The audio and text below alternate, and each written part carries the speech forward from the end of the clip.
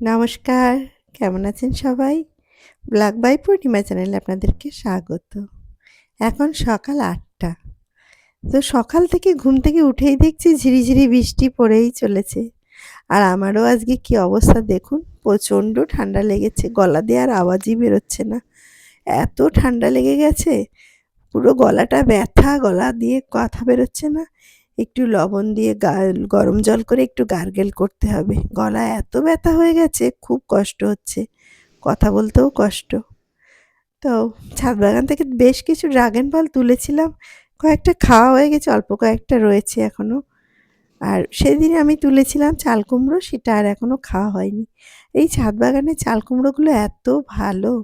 এখানে তো কোনো সার নেই, বিনা সারে দেখুন কি সুন্দর আর এর স্বাদই আলাদা খেতে। আর এই চাল কুমড়োটা এখন চিংড়ি মাছ দিয়ে আজ রান্না করব। তা আমরা চাল কুমড়োর ঘন্ট করি সেই ছোট ছোট করে কেটে। আমার মেয়ের আবার সেটা পছন্দ না, ওর একটু লাউয়ের মতন বড় বড় টুকরো করে দেবো। গোটা গোটা ওর মুখে একটু পড়বে, তবে ওর ভালো লাগে। তো ওর পছন্দ মতন, ছেলেমেয়ের পছন্দ মতন একটু কিছু করে দেওয়া উচিত। তাই ওর পছন্দ মতনই ও করছি আজকে। একটু রাঁধুনি ফোড়ন দিলাম, দিয়ে চিংড়ি মাছ দিলাম। কাঁচা লঙ্কাটা একটু তেলের উপরে দিলে ফ্লেভারটা খুব সুন্দর আসে। একটু দিয়ে দিলাম। আর চাল কুমড়োটা একটু ডুমো ডুমো করে চাল কুমড়ো কাটলে এই তরকারিটা খেতে ওর ভালো লাগে। আর আমরা চাল কুমড়োর ঘন্ট সাধারণত তো ঝিরিঝিরি করে কেটে তারপর করি। সেটা আবার আমার মেয়ের ভালো লাগে না। আমার মেয়ের নাম পূজা, ডাকনাম মণি।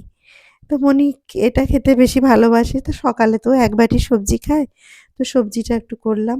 আর এই দেখুন আজ একটা সুন্দর রান্না করব। এটা আমার ছেলেমেয়ের খুব পছন্দের। এটা হচ্ছে চিংড়ি মাছ মানে বাটা বলি আমরা।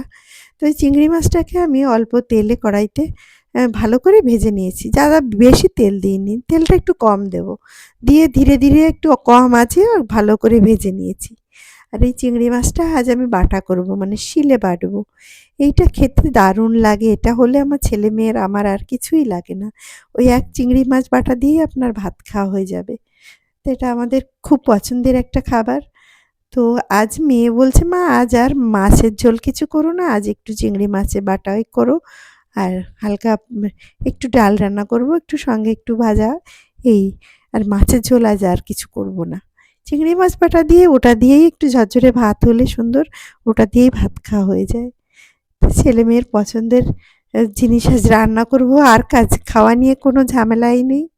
তা ফলগুলো একটু কেটে নিলাম, ছেলের একটা মেয়ের একটা বক্সে গুছিয়ে রাখি। এরকম বক্স ওদের যার যার টেবিলে দিয়ে দিলে সুন্দর খাবারটা খেয়ে নেবে ফলটা। আর এইভাবে অগুছালো করে প্লেটে যদি দিই, তাহলে দেখা যাবে প্লেটেই পড়ে আছে। তো ছেলে আবার ড্রাগন ফ্রুটসটা অত বেশি ভালো খায় না, ওর জন্য একটু কম তুললাম। আর মেয়েটা বেশ বেশি ভালোবাসে, আমার মেয়ে পূজা, ও বেশি ভালোবাসে ড্রাগন ফল।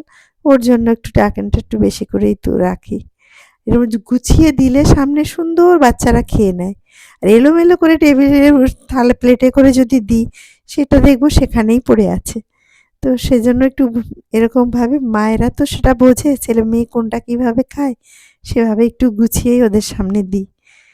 তো সমস্ত ওদের সব গুছানো হয়ে গেল। আর ওদিকে চিংড়ি মাছটা যে ভেজে রেখেছিলাম ঠান্ডা হয়ে গেছে। এইবার এটাকে শিলে বাটবো। কাঁচা লঙ্কা আর কালো সর্ষে নিয়েছি। এইটা শিলে ভালো করে জল ছাড়া এখন ভালো করে বেটে নেব। বেটে অল্প অল্প করে চিংড়ি মাছ দেবো আর ভালো করে বাটবো, জল ছাড়াই বাটবো। আর শিলে বাটা মানে যে কোনো জিনিস শিলে বাটার কিন্তু আর আলাদা একটা টেস্ট আছে। এটা কিন্তু মিক্সিতে বাটলে হয় না, এবং অত সুন্দর বাটাও হয় না।